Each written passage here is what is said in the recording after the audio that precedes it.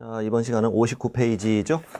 금지행위. 금지행위는 개공 등에게 다 적용된다. 중개보조원도 당연히 하면 안 되죠. 행정처분. 우리 판매 명수 관직상 투 위반하면 개공이면 금지행위는 임등치, 금지행위는 임금. 이렇게 다시 금지행위는 임금, 임등치 금지행위. 소공은 자격정지, 자격정지 금이 투 서서 확인인 금이 투 이렇게 되죠. 자격정지. 판매 명소 1-1, 관직상 투는 3-3이다. 자, 금지행위 내용은 자, 첫 번째, 금지행위인 거 아닌 걸 찾아라 이런 문제 나오니까 자, 거래상 중요사항에 관해 거짓된 언행이나 그 밖의 방법으로 중개 의뢰인의 판단을 그르치게 하는 행위. 문장만 눈에 익히면 돼요. 중요사항을 거짓된 언행, 속였다, 하자를 알려주지 않는다. 이런 방법으로 의뢰인의 판단을 그르치는 행위는 금지행위 1-1이다. 동그라미 1, 2번이 시험에 다 나온 거예요. 첫 번째는 적극적으로 거짓말한 거. 개공과 매도인이 짜고 매도 의뢰 가격에 비해 무척 높은 가격으로 매수 의뢰인에게 매도하고 차익을 취했다. 가격에 대한 기망 행위. 확정되지도 않은 토지 개발 계획을 설명하고 매매를 중개했다. 거짓말 친 거고. 두 번째는 하자를 알려주지 않는 거. 개발 제한 구도 지정된 사실을 숨겼다. 경매가 예정된 사실을 숨겼다. 뭐 이런 것들. 판례는 그 중요사항에는 가격도 포함된다라는 판례예요. 가격도 중요사항에 포함된다. 거짓된 언행하지 말라는 얘기지. 다음 페이지요. 두 번째 금지행위는 이거죠. 토지, 건축물, 임목, 광업재단, 공장재단, 중개대상물에 대해서는 우리는 뭘 해야 되니까? 중개업을 해야 되니까 당신네들은 뭘 하지 마. 매매업 하지 마. 투기가 우려되니까 이거죠. 그대로 나와요. 토지의 매매업, 주택 매매업, 상가 매매업, 아파트 분양권 매매업. 특히 주의할 점이 임목 매매업도 금지행위다. 광업재단, 공장재단 매매업은 전부 다 금지행위입니다. 이게 금지행위가 아닌 쪽으로 내려면 자동차, 뭐 자전거, 컴퓨터 뭐 이렇게 내야 되는데 그렇게 안 냈죠. 그러다가 작년에 처음으로 건축 자재 매매업 이게 금지행위 아닌 걸로 출제됐어요. 중개대상물이 아닌 걸로. 건축 자재. 너 신경 썼죠, 그래도. 자, 양가로 3번. 양가로 3번은 이자가 무등록으로 중개업을 하고 있다. 이게 중개사무소 개설 등록하지 않고 뭘 했어요? 중개업을 하고 있어요. 그럼 당신은 3-3으로 처벌되잖아요. 처벌되는데 뭐 이런 판례 있었죠? 무등록 중개업자와 당사자 간에 체결한 중개 보수 지급 약정은 뭐다? 무효다.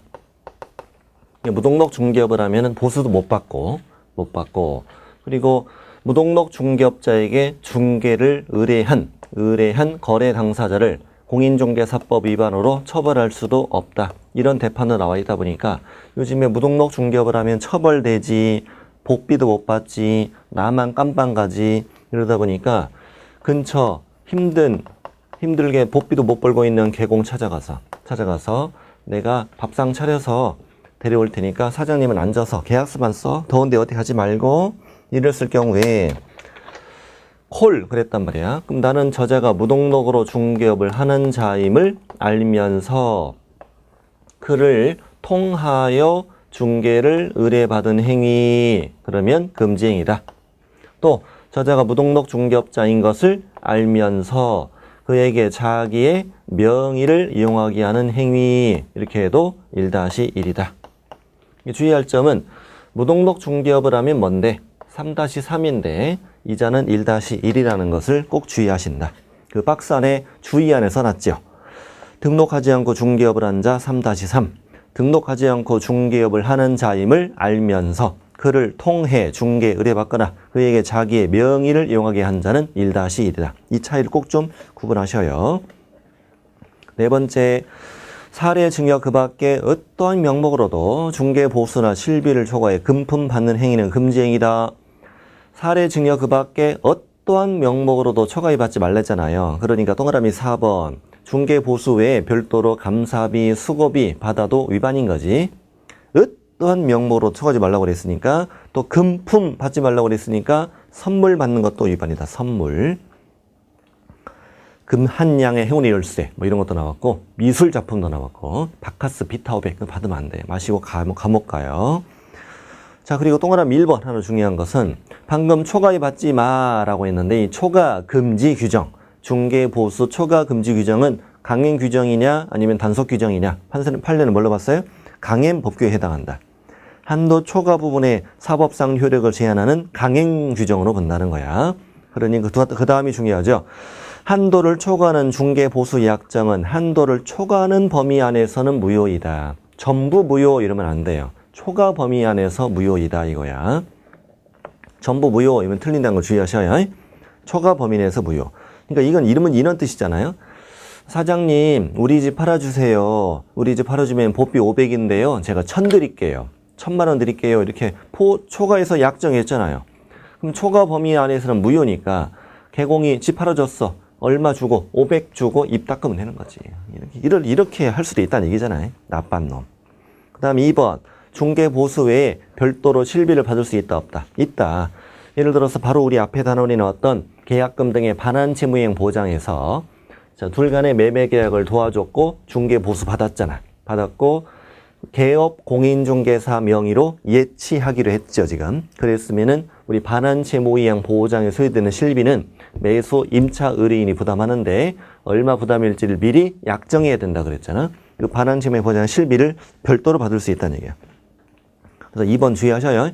중개 보수 받고 실비를 별도로 받는 건 위반이 아니에요. 그 다음에 순가중개계약은 우리 집 팔아주세요. 나한테는 5억만 안겨줘요. 그리고 5억에 초과해서 팔면요. 초과된 부분은 사장님이 보비로 가지세요. 이런 계약을 순가중개계약이라 해요. 공인중개사법에 규정된 계약은 아니고 이론적으로 존재합니다. 이 순가중개계약을 체결했을 때 그 자체로 위반인 건 아니다. 왜? 아직 초과에 받은 건 아니니까. 그래서 결과적으로 초과에 받으면 위반이고 초과에 받지 않으면 위반이 아니에요. 이렇게 문제 푸시면 돼요. 다음에 5번도 되게 잘 나오죠. 우리 분양대행. 분양대행은 중개와 구별되는 업무니까 분양대행하고 그냥 보수는 그 보수는 중개 보수를 적용하지는 않아요. 그래서 밑에 지문이 중요하죠. 상가 분양을 대행하고 중개 보수 한도를 초과해 금품 받는 행위는 금지행위 OX, X 금지행위 아니다. 밑에 거 2번, 3번 묶으시고 2번, 3번 이거 되게 중요하죠. 자, 아파트의 총 분양가는 3억이다. 우리 갑이 아파트를 분양받아서 계약금으로 3천을 치르고 중도금을 1차까지만 치렀대. 중도금 3천을 치르고 그다음 여기에 프리미엄을 2천을 붙여서 이 분양권을 을한테 팔았다 이겁니다. 그랬을 때 개공이 이걸 중개하고 중개 보수를 받을 때는 거래 금액 곱하기 요율이잖아요. 이랬을 때 개공은 이 아파트가 완성되면 3억 2천짜리가 될 테니 나는 3억 2천으로 해서 보비 받았다 이렇게 주장하는 거죠. 그랬더니 판사님은 아니야. 이 거래 금액이라는 단어가 무슨 뜻이겠냐. 얘네 둘이 분양권 매매하면서 실제로 주고받은 금액을 말하는 게 아니겠냐. 그러면 이건 8천일을 말하는 것이지 이것을 거래 금액으로 해야 되는 것이다. 이런 내용의 대판이 있잖아요. 이자가 대판이 거기 있어요. 저 밑에 2번, 3번. 여기서 왼쪽 2번, 3번. 일부 중도금이 납부된 분양권 매매를 중개하고 총 분양대금의 프리미엄 합산한 금액을 거래 금액으로 하여 중개 보수를 받았다. 그러면 금지행위 5 이렇게 풀고 계약금 기 납부한 중도금의 프리미엄 합한 금액을 거래 금액으로 해서 중개 보수를 받았어. 그러면 금지행위가 아니야. 이렇게 푸시면 돼. 문제만 잘 풀면 돼요. 그리고 권리금은 뭐가 아니니까 중개대상물이 아니니까 권리금 수수를 알선했으면 중개행위가 아니고 중개행위가 아니기 때문에 중개보수가 적용되지 않지요. 따라서 권리금 수수 알선하고 중개보수를 초과해서 금품 받는 행위는 금지행위가 아니야. 이게 보시면 돼요. 그 밑에 판례는 그 아래에 있는 판례는 시험에 안 나왔는데 그 제주도 감귤밭 사건이었어요. 제주도의 그 농지 소유자인데 개공이 찾아가서 당신 땅 농지인데 내가 당신 땅을 택지로 개발해 줄게. 내 비용을 들여서. 그리고 이걸 땅을 팔아가지고 너한테 3억 안겨줄게. 그리고 비용 털고 내가 나머지 먹을 텐데 얼마 안 돼. 그리고 정말로 개공이 그 토지를 농지를 택지로 개발했어요. 시상물 철거, 상하수도에 설치, 도로도 개설하고 지적 분할해가지고 토지를 팔았고 3억을 전만 안겨줬고 나머지 내가 먹었거든요. 너무 많이 먹었어요. 그래서 의뢰인이 개공을 복비 초과로 찔렸어요. 이때 중개보수 초과가 되려면 개공이 했던 그 일련의 행위가 뭐 해야 돼? 중개행위해야 되는데 토지를 분할하고 택지로 조성해서 일부를 타에 매도하면서 어느 정도의 위험부담과 함께 이득을 취하는 이 행위는 중개행위에 해당하지는 않아요. 여기까지가 좀 중요하다고 보는데 아직 시험에 안 나왔어요. 중개행위가 아니니까 뒤에 중개보수 적용하지 않는다는 얘기죠. 자, 오른쪽 위에 거. 첫째 거미줄이요. 한도를 초과하는 액면금액에 유효한 당좌 수표를 교부받은 경우 이만큼. 한도를 초과하는 수표를 받았어. 수표를 받는 단계에서 곧바로 위 죄가 성립되는 것이다. 그러니 나중에 수표가 부도 처리되었거나 의뢰인에게 그대로 반환되었더라도 위 죄의 성립엔 아무런 영향이 없어요. 이렇게 얘기해요. 이것은 위반이다 얘기죠. 위반이 아니고. 그럼 뒷부분 한번 읽어보세요. 그다음 밑에 분양권은 아까 했던 거예요.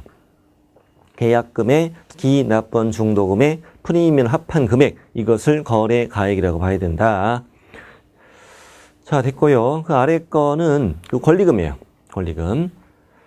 권리금에 관한 내용인데 뭐 참고하세요. 별로 중요하지 않으니까. 여기까지가 판매 명수였습니다. 자, 이제 관직상투로 갑니다. 거기 관계법령에서 증서까지를 제가 묶어놨죠. 묶어놨습니다. 여기다가 뭐라고 쓰냐면 청약통장이라고 쓰세요. 청약통장은 주택법에서 양도 알선을 금지하고 있어요. 이것은 부동산을 분양받을 수 있는 증서죠. 분양을 받은 게 아니라 분양받을 수 있는 증서. 그래서 관계법령에서 양도 알선이 금지된 부동산의 분양과 관련 있는 증서. 이게 바로 청약통장 딱지다 이거야. 다시 읽어드릴게요. 관계법령에서 양도 알선이 금지되어 있는 부동산의 분양과 관련 있는 증서. 청약통장을 개공이 매매 교환을 뭐 했거나 중개했거나 직접 매매업 하면 당신은 몇 년? 3-3이다. 관련 있는 증서, 관직상투. 딱지를 접지도 말고 치지도 마라. 접어도 안 돼, 쳐도 안 돼. 다 3-3으로 처벌된다. 이렇게 공부하시면 되겠다. 청약통장, 거래, 알선 또는 매매업. 동그란 1번이 그 주택법에서 나오는 얘기들인데요. 입주자 저축증서, 주택상환사채, 무허가 건물 확인서, 건물 철거 예정 증명서 이런 것들이 주택법에 그 공급질서 교란 금지라는 파트에 나와요. 아마 주택법 정확히 기억은 나는데 아마 70 몇 조였던 것 같아요. 75조인가 아마 그랬던 것 같아요. 주택법 기본서 보시면 나와요. 공급질서 교란 금지라고. 이런 것들이 다 아파트를 분양받을 수 있는 증서예요. 분양을 받을 수 있는 증서. 이러한 증서를 양도 또 양수 또 알선한 자는 전부 다 주택법 위반인데 마침 주택법도 3-3이에요. 3년 이하 징역 3천 이하 벌금. 그러면 개공은 주택법 위반이기도 해요. 주택법에는 알선한 자도 처벌한다고 돼 있으니까. 그러니 개공은 주택법 위반 3-3 또 중개사법 위반 3-3 양쪽에 모두 다 해당한다라는 얘기예요. 둘 중에 하나 찍으라고 나오진 않고 양쪽 다 위반이다 이렇게 말면 돼요. 만약에 일반인이 알선했다면 그자는 주택법 위반만 되죠. 동그란 2번. 동그란 2번은 분양권이 중개대상물이 된 판례예요. 이게 1989년. 현재 분양권인 상태에서 눈앞에 주택은 없지 않냐. 또 분양권은 문맥 그 자체로 부동산의 분양과 관련 있는 증서지 않냐. 그러니 분양권 중개하면 5번 위반이지. 그랬더니 판사님이 아니야. 이건 이미 특정 동호수에 대한 피분양자로 선정되었거나 분양계약이 체결됐으니 이것은 장내의 건축물로 보자. 장내의 건물로 보고 중개대상물로 보자. 이건 금지증서에 해당하지 않는다. 그 금지증서라는 것은 분양받을 수 있는 증서를 말한다. 청약통장 같은. 자, 6번. 중개 의뢰인과 직접거래, 거래 당사자, 쌍방대리. 직접거래라는 것은 거기 기업번은 앞부분만 잘 아시면 돼. 개공이 중개 의뢰인으로부터 뭘 받아야 돼? 중개 의뢰. 중개 의뢰를 받았는데 내가 중개를 하지 않고 니은 볼게, 니은. 개공이 중개 의뢰인과 직접 매매 교환 임대차 계약을 했다 이거지. 이 중개 의뢰를 받았으면 상대방을 찾아 중개를 해야 될 텐데 중개하지 않고 내가 직접 의뢰인과 매매, 교환, 임대차 계약을 하면 다 위반이다. 그러니까 주의할 점이 중개 의뢰인과는 개공이 어떤 계약도 허용하지 않는다는 거, 매매, 교환, 임대차가 모두 다 금지된다는 것을 주의하신다. 예를 들어서 개공이 매도 의뢰인으로부터 매도 의뢰받은 물건을 직접 매수하였다. 직접 거래. 매수 의뢰인에게 자신의 부동산을 매도하였다. 직접 거래. 중개 의뢰인과 교환 계약을 체결하였다. 직접 거래. 임대 의뢰인으로부터 임대 의뢰받은 물건을 개공이 임차하였다. 직접 거래. 임차 의뢰인에게 자신의 부동산을 임대하였다. 그래도 직접 거래예요. 모든 다 거래 금지된다. 자, 디귿번. 디귿번은 이자가 바빠서 누굴 보냈다? 대리인을 보냈고 대리인이 개공에게 중개 의뢰하니까 개공이 대리인과 매매 계약을 했다는 거죠. 그랬을 때 개공이 황당한 주장을 하죠. 이자는 중개 의뢰인이 아니지 않느냐 이런 주장을 하지. 판사님이 웃기고 있네. 걔가 걔요 이렇게 얘기한 거죠. 그래서 중개 의뢰인 범위 안에는 소유자뿐만 아니라 대리권 받은 대리인, 사무처리 위탁받은 수임인도 포함된다 이거고, 밑에 판례 되게 중요합니다. 중개 의뢰인과 직접 거래 금지 규정은 강행 규정이 아니라 단속 규정이다. 올해 강행 규정 X라고 쓰시고 단속 규정. 의뢰인과 그 계약이 무효가 되는 것은 아니다 이거지. 이게 만약에 무효가 된다면 이걸 의뢰인은 거꾸로 이용할 수도 있죠. 동네 왼수예요. 동네 왼수인데 우리 집을 아주 헐값에 내놔. 내놓으면 개공이 그거 내가 살게 그러겠지. 그리고 매매 계약을 해. 그리고 개공을 찔러서 감옥 보내. 그리고 무효니까 불 돌려받아. 이럴 수 있지 않냐. 그러니까 이거 무효로 볼 수는 없다. 단속 규정이다. 다음 페이지. 직접 거래가 아닌 경우 개공이 중개했는데 가족 명의로 사는 건 직접 거래가 아니다. 자, 그리고 생활정보지에 나온 물건 사는 거 직접 거래가 아니다. 그다음 디귿번도 잘 뜨죠. 디귿번에 되게 잘 나와요. 자, 갑도 개공이고 을도 개공이고 병도 개공입니다. 근데 이 사람이 팔아주세요 라고 을한테 중개 의뢰를 했는데 그 을이 뭘 하여? 중개를 하여. 을이 중개하여 저 갑이 이 물건을 샀다 이거지. 그랬을 때 이건 직접 거래가 아니다. 또 이자가 사주세요 라고 병한테 중개 의뢰를 했는데 병이 중개를 하여 아까 갑이 샀던 걸 얘한테 팔았다 이거지. 이것도 직접 거래가 아니다 이거야. 디귿번 그 얘기예요. 개공갑이 매도인으로부터 매도 의뢰받은 다른 개공의 중개로 부동산을 매수하였다. 또 매수 의뢰받은 또 다른 개공의 중개로 매도하였다. 갑의 행위는 다 직접 거래가 아니다 이거죠. 쌍방대리는 두 사람 모두로부터 위임을 받아서 매매 계약을 체결하는 거. 쌍방대리. 임대차 계약 다 쌍방대리. 자, 디귿번이 또 시험에 잘 떠. 일방대리. 이건 금지 행위가 아닙니다. 그래서 밑에 지문 보면요. 지문에 1번 볼게요. 1번. 개공이 매도 의뢰인의 대리인과 직접 매매 계약을 하였다. 그건 뭐예요? 이건 직접 거래죠. 금지 행위 5. 2번은 개공이 매도, 매수 모두를 대리해서 매매 계약을 체결했다. 그럼 이거는 뭐예요? 쌍방대리. 금지 행위 5. 3번. 매도 의뢰인을 대리하여 매수 의뢰인과 매매 계약을 했으면 이건 뭐예요? 일방대리. 금지 행위가 아닌 거지. 특히 그 지문에 1번하고 3번을 잘 비교하셔야 됩니다. 1번하고 3번이 문장 구조가 비슷하다. 부탁드립니다. 자, 7번이 두 개죠. 7번 일부러 두 개로 만든 거예요. 투기 조장 행위 두 가지가 있어요. 탈세부터 매매까지 묶여져 있죠. 이렇게 탈세부터 매매까지 묶어져 있어요. 여기다 뭐라고 쓰냐면 미등기 전매. 미등기 전매가 뭐예요? A, B 간에 매매 계약을 했는데 B 앞으로 등기하지 않고 다시 A에서 C로 넘어가는 그런 걸 우리 미등기 전매라고 하죠. 자, 미등기 전매를 개공이 도와주었다. 미등기 전매하는 걸 도와주었다면 너의 투기와 탈세, 내가 도와준 거죠. 투기를 조장하는 행위다. 투기 조장 행위로 당신은 3-3이 된다. 이런 얘기죠. 한번 읽어볼게요. 이 묶은 부분을. 탈세 등을 목적으로 소유권 보전 등기나 이전 등기를 하지 않고 부동산을 뭐 했다? 매매했다. 이게 미등기 전매죠. 다시 탈세 투기 목적으로 소유권 보존 등이나 이전 등을 하지 않고 부동산을 뭐 했어? 매매했어. 이것을 뭐 했어? 이것을 중개했어. 이것이 바로 뭐다? 투기 조장 행위다 이거지. 투기 조장 행위다. 이런 내용이에요, 그게. 자, 좋아요. 자, 그리고 이제 그 동그라미 2번도 되게 잘 나와요. 동그라미 2번. 개공이 B한테 야, 이거 사. 이거 사고 너 이거 계약금만 걸어놔. 계약금만 걸어놓으면 내가 중도금 전까지 비싸게 되팔아가지고 너도 돈 벌게 해줄게. 이렇게 했지. 근데 중도금 지급기일이 임박하도록 전매 차익이 생길 만한 가액을 이걸 사겠다는 사람이 나타나지 아니하자 똥줄은 타들어가고 중도금 이행을 못하면 계약금이 몰취될 텐데 이런 손실을 방지하기 위하여 처음에 내가 산 것보다 더 싸게 되파는 것을 개공이 도와주고 말았다. 그래서 B가 뭐예요? 갑한테 너 죽고 나 죽자고. 그랬더니 갑이 내가 언제 투기를 조장했냐고. 넌 투기 안 했잖아. 내가 손해 조장을 했지. 그랬더니 판사님이 웃기고 있네. 그래도 이건 무슨 행위다? 투기 조장 행위에 해당한다. 이런 내용이었죠. 2번이 그 얘기죠. 무허가 건물을 중개하는 것 자체가 위반인 것은 아니다가 3번이고 7번 투기 조장 또 하나 있어요.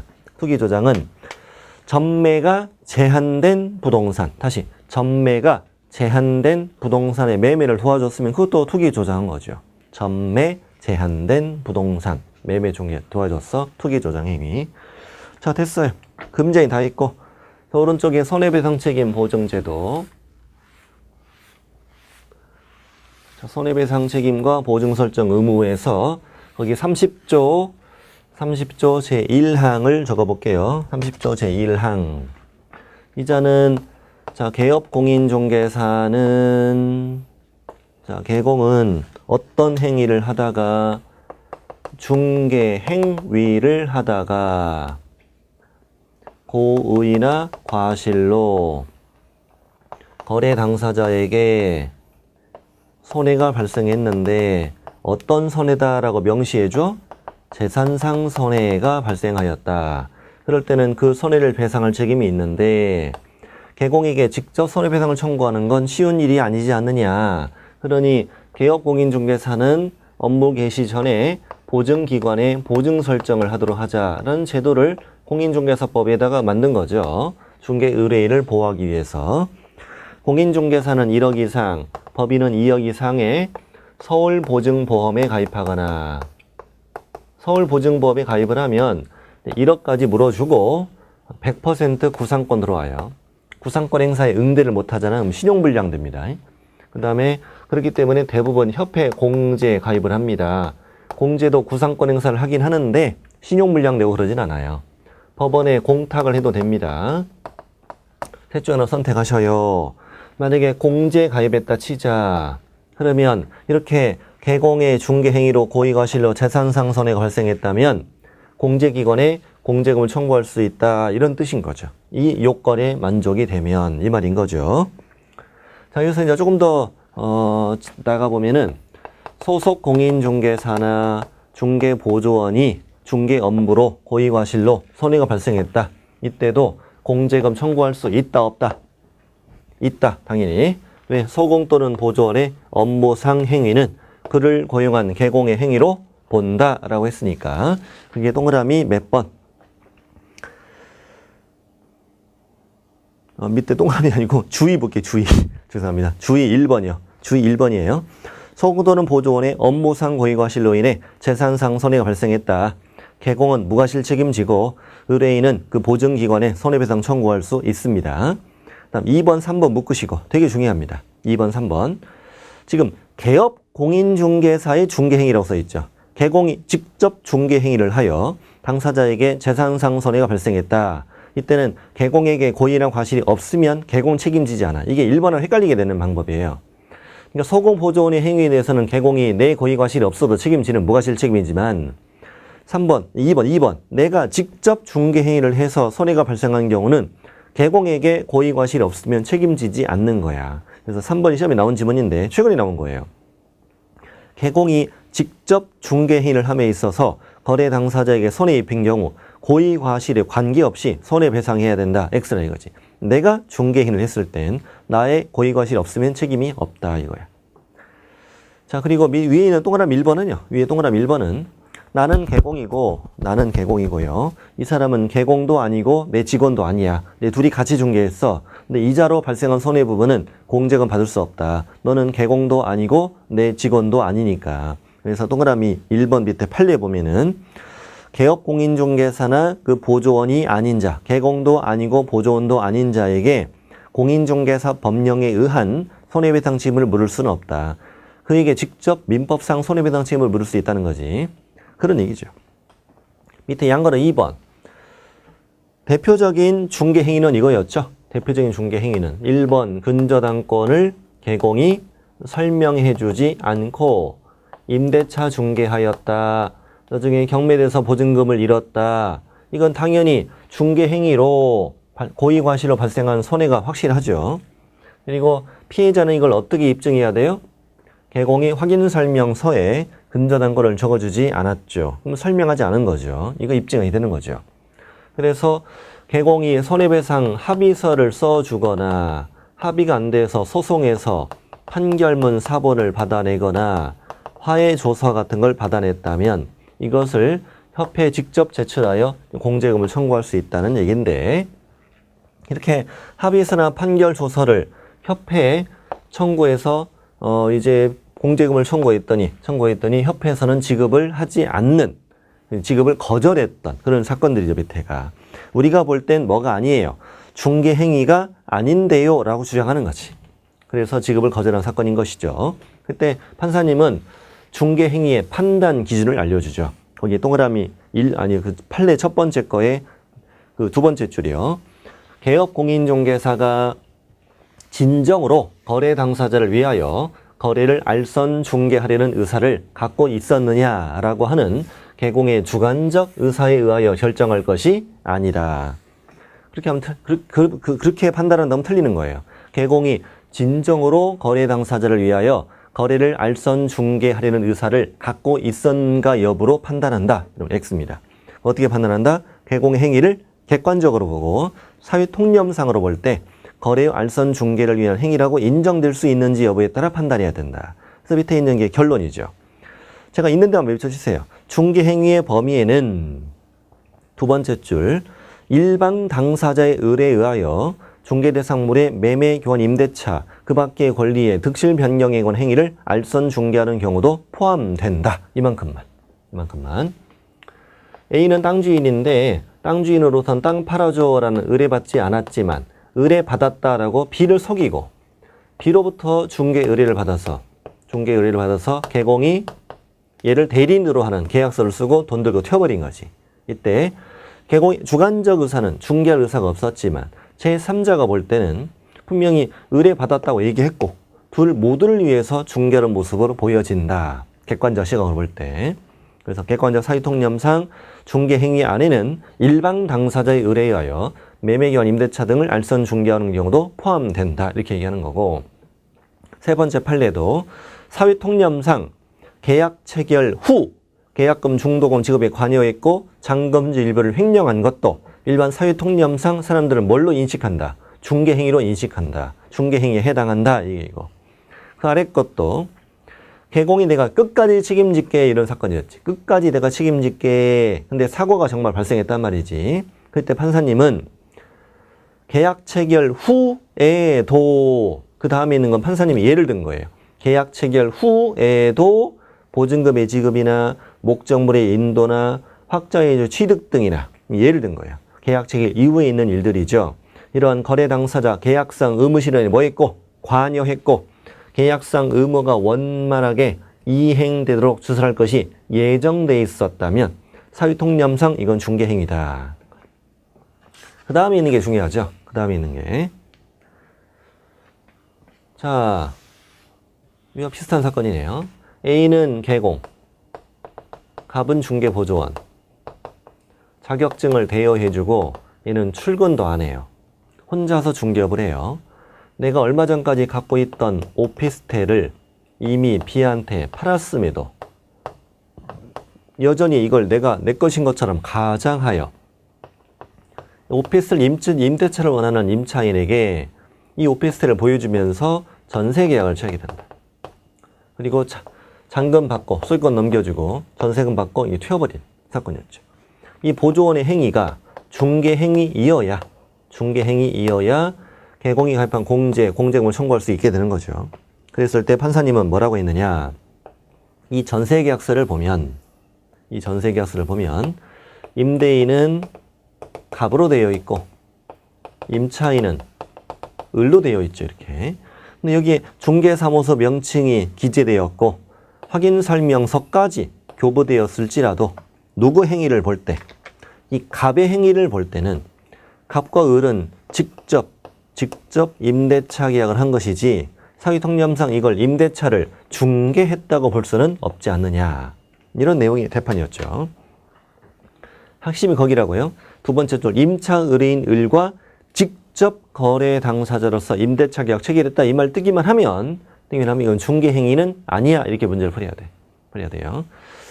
여기까지가 30조 1항. 밑에 30조 2항도 있어요.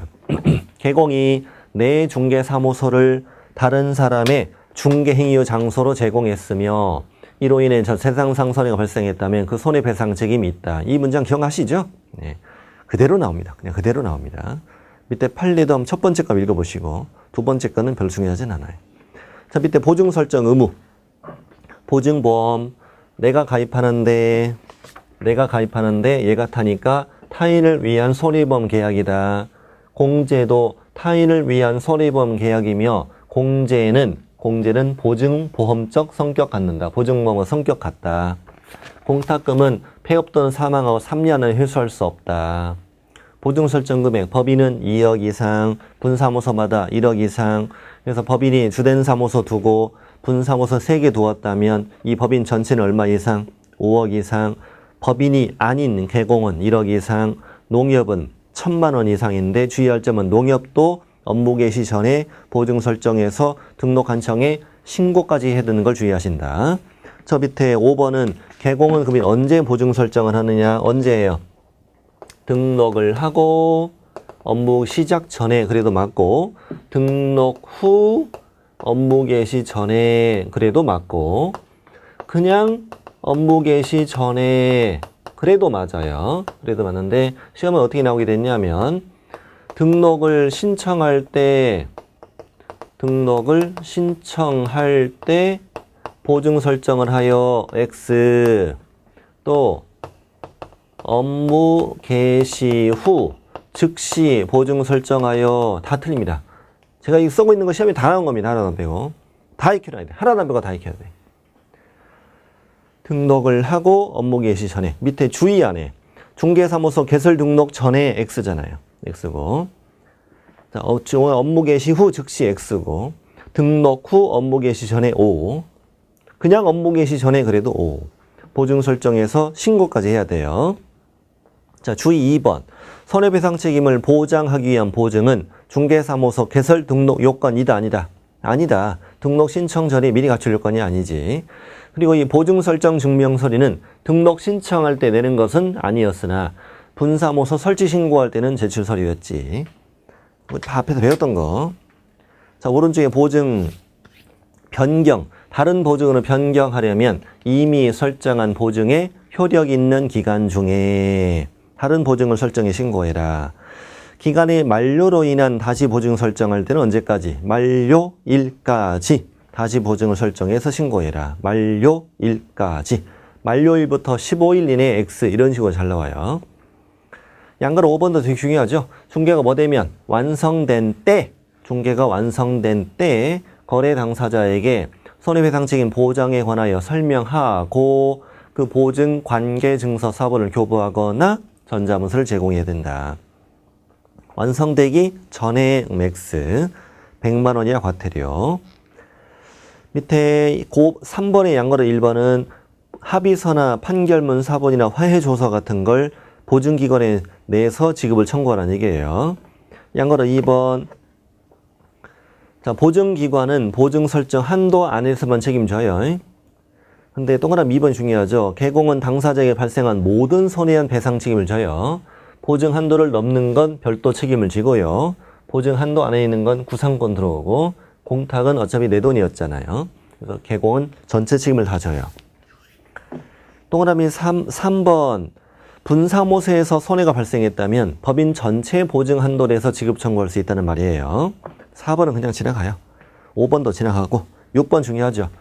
보증범 공제는 1년 동안 발생하는 손해액 합산액 1억까지 보장해줘요. 그러니 보증범 공제로 손해배상했다.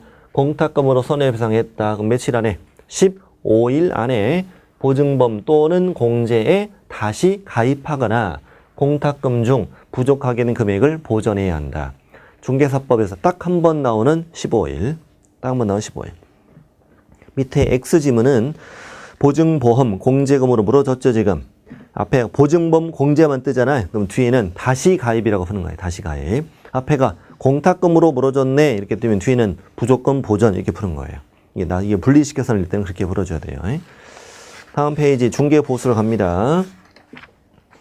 그 중개보수 청구권에서 청구권 발생이라고 되어 있는 건 지나가도 돼요. 시험이 잘 안 나오니까. 양거로 2번 지급시기. 중개보수 지급시기는 뭘로 정한다? 대통령령으로 정한다. 이런 것도 시험이 나와요. 아직 안 나왔습니다만 나올 거예요. 우리 감옥 간 전 대통령 다 이것 때문에 감옥 갔죠, 지금? 보수 지급 시기는 대통령령으로 정한다. 근데 대통령령에 가보니까 지급 시기는 개공과 의뢰인이 약정으로 정할 수 있는데 약정이 없으면 언제로 한다? 대금 지급이 완료된 날. 거래 대금 지급이 완료된 날입니다. 그래서 밑에 지문. 지급 시기는 약정에 따라 거래 계약이 체결된 날로 할 수도 있습니다. 할 수도 있는데 문제 낼 때 이렇게도 냈었어요. 약정이 없는 경우 거래계약 체결된 날로 한다? 그럼 틀립니다. 약정이 없는 경우 거래계약이 체결된 날로 한다? 그럼 틀려요. 약정이 없을 땐 대금 지급이 완료된 날이지. 밑에 청권 소멸. 계약이 무효 취소 해제되었는데 그것이 개공의 고의나 과실로 인한 것이면 받을 수 없고 개공의 고의 과실 없이 당사자 간 사정으로 무효 취소 해제되면 받을 수 있다고 답하셔라. 자, 오른쪽에 중개보수는 계산은 공식이 거래 금액 곱하기 요율 이렇게 따지잖아요. 이때 이 중개보수 요율은 어떻게 구분하는지 잘 아시잖아요. 이것이 뭐일 때와 주택일 때와 이것이 뭐일 때로 주택 외일 때로 구분한다. 토지는 원래 주택 외지만 주택의 부속 토지는 뭘로 본다? 주택으로 본다. 자, 그리고 주택 외에는 또 어떻게 나누느냐? 85제곱미터 이하의 오피스텔. 여기서 85제곱미터 이하니까 85제곱미터로 들어간다는 걸 매우 주의하셔야 되고, 그리고 85제곱미터를 초과하는 오피스텔이나 상가나 토지나 임목, 광업재단, 공장재단 이런 식으로 구분이 되죠. 주택은 이 표현을 반드시 외워야 되죠. 국토부령의 국토교통부령의 범위 안에서 뭘로 정한다? 시도 조례로 정한다. 자, 그리고 국토부령에 가보면 뭐라고 되어 있느냐? 쌍방으로부터 어떻게 받으세요? 각각 여기 균분 X, 그 다음 누구한테 받는 거? 일방으로부터 받을 수 있는 한도. 이 자리에 쌍방 X. 일방으로부터 받을 수 있는 한도는 매매나 교환을 중개했으면 거래금액의 1000분의 9 이내로 하고 임대차 등일 땐 거래금액의 1000분의 8 이내로 한다. 이건 다 당연히 외워야 돼. 이 안에서 뭘로 정한다? 시도조례로 정한다. 얘기고요. 시도조례는 좀 이따 보죠. 밑에 주택외. 주택외는 뭘로 정한다? 국토교통부령으로 정한다. 이 말 매우 중요합니다. 국토부령으로 정한다. 옆에다 쓰세요. 국토부령 범위 안에서 시도조례로 정한다. 이러면 X. 이게 잘 나와요. 그냥 국토부령으로만 정한다. 주택외에는. 근데 국토부령에 가보니까 85제곱미터 이하 오피스텔이고 부엌이 있고 화장실이고 모기시설 다 갖췄으면 매매 교환은 1000분의 5 이내, 임대차 등은 1000분의 4 이내는 이건 외워야 되죠. 이 빨간색 숫자는 다 외워야 돼. 오피스텔은 여기요. 다시 오피스텔은 4. 다시 오피스텔은 4. 85까지 포함하는 거야. 85 초과 상가 토지 입관공 무조건 1000분의 9. 매매, 교환, 임대차를 따지지 않고 무조건 1000분의 9 이내에서 협의로 요율을 정한다. 이렇게 되어 있는 거예요. 이게 외워야 되는 숫자입니다. 외워야 되는 숫자. 다 외웠으리라 믿고. 그리고 그 주택의 계산 문제는 그 조례를 주고 푸는 거잖아요. 거기서 이제 한도에 있는 쪽을 주의하신다. 특히 매매 교환의 두 번째 칸 색칠하시고 5천 이상 2억 미만 있죠. 딱 5천짜리는 0.5 곱하는 거죠. 딱 2억짜리는 0.4가 되는 거고. 그럼 예를 들어 1억 8천, 1억 9천 이런 것들, 1억 8천, 1억 9천 이런 것들도 0.5죠. 근데 1억 8천에 0.5는 나온 숫자는 90이란 말이지. 근데 한도가 얼마? 80이니까 얼마만? 80만 맞는다는 얘기죠. 임대차도 두 번째 칸. 임대차도 두 번째 칸에 있는 거 예를 들어 8천이다. 8, 4, 32잖아요. 하지만 30 이렇게 되는 거죠. 한도가 있는 쪽을 주의하시고. 저 밑에 동그라미 4번. 맨 밑에 동그라미 4번은 뭐냐면 주택 외에다 내모시시고 주택 외일 경우에는 각각 요율 범위 안에서 1000분의 5, 1000분의 4, 1000분의 9 이 각각 요율 범위 안에서 실제 자기가 받고 싶은 상한 요율을 요율표에 적게 돼 있어. 이걸 초과해 받으면 안 된다는 제도예요. 서로 경쟁하라는 얘기죠. 경쟁. 개공들이 아래도 입간판 세우고 사무실 앞에다가 입간판 세우고 오늘의 상가 토지는 0.7만 받겠음 이렇게 경쟁하라는 얘기예요. 옆집에서 흥분해가지고 어이 나 0.69 이렇게 흥분하라는 뜻이죠. 주택 외일 때는 내가 받고 싶은 요율을 요율표에 적게 돼 있다. 다음 페이지 중개보수 계산. 매매가 가지고 주택이면 조례 보고 풀고 오피스텔 85제곱미터 이하면 0.5 외워서 풀고 85 초과나 상가 토지면 0.9 외워서 풀면 돼요. 교환일 때는 둘 중에 거래 금액이 어떤 걸로? 큰 걸로 해라. 둘 중에 거래 금액이 어떤 거? 큰 걸로. 작은 X, 평균 X 다 출제됐어요. 예를 들어서 2억 1000이다. 이건 1억 9천이다. 이거를 서로 교환하였다 이거야. 그리고 개공이 받을 수 있는 중개보수는 얼마냐. 한쪽이 얼마냐. 일방한테 얼마냐 이렇게 물어봤다고 칠게요. 일방한테 얼마냐 그랬을 때 이것이 주택이면요. 주택이면 2억 1000 곱하기 아까 조례 봐야 되죠. 조례 보면 0.4예요. 84만 원이에요. 이렇게 보는 거죠. 이것이 오피스텔이에요. 85제곱미터 이하 오피스텔이에요. 그럼 0.5 이렇게 해서 뭐 105만 원 이렇게 풀면 되죠. 86제곱미터 오피스텔이에요. 상가 토지예요. 이러면 0.9 해서 189만 원 이렇게 보시면 되죠. 교환이 그게 풀고요. 3번 임대차일 땐 보증금 더하기 차임 곱하기 100 이렇게 하되 이렇게 한 금액이 5천 미만일 땐 70으로 가죠. 5천 이상이면 그냥 100으로 놔두고 이렇게 한다는 거죠. 밑에 예제가 1000에 30이다. 1000에 30이면 100을 곱해 더하면 4000이구나. 그러니 70으로 가야 되죠. 30에 70 곱해 더하면 3100이다. 주택일 땐 조례 보고 오피스텔 0.4, 상가토지 0.9 이렇게 하시면 됩니다. 1000에 40은 그냥 5000 나오죠. 딱 5000 나오면 70으로 안 가는 거예요. 5000이면 그냥 5000이에요. 5000에다가 주택은 조례 보면 0.4, 오피스텔 85제곱미터 이하는 0.4 외워서 상가토지 0.9 이렇게 하시면 돼요. 1000에 70은 그냥 8000 나오죠. 8000. 딱 8000 나오면 그냥 8000으로 끝난 거죠. 8000으로 하고 주택이면 조례 보고 0.4인데 주의할 시점이 한도에 이게 30이라는 거. 오피스텔 85제곱미터 이하는 그냥 0.4예요. 0.4고 상가토지 0.9가 되고요. 분양권 아까 했죠. 권리금도 아까 했죠. 권리금은 중개보수를 적용하지 않는다고. 자, 밑에 있는 그림과 같이 보시는데 그림 왼쪽 그림의 문장이죠. 그 동그라미 1번은 동일한 중개대상물에 대하여 동일 당사자 간의 매매를 포함해서 둘 이상 거래가 동일한 게 이루어졌다. 뭐만 받자. 매매만 받자. 임대차만 받자 이렇게 나온 적도 있어요. 매매 임대차를 다 받아라 이렇게 나온 적도 있고 매매만 받자. 동일 당사자 간에 이루어진 거니까. 근데 오른쪽 그림은 동일 당사자 간에 이루어진 게 아니죠. 그러니 을 같은 경우, 을의 경우에는 매매와 임대차 보수를 다 내야 되는 거죠. 자, 그래서 매매는 2억이구나. 주택의 2억이면 0.4거든요. 80만 원. 그다음에 보증금 2천에 월차임 20 나왔어요. 그러면은 100을 곱해 더하면 4천이란 말이지. 4,000이니까 5,000 미만이죠. 2,000 더하기 20 곱하기 70 이렇게 하면 3,400 나오겠죠. 3,400에 주택의 중개 보수요율은 0.5예요. 그러니 17만 원 되는 거죠.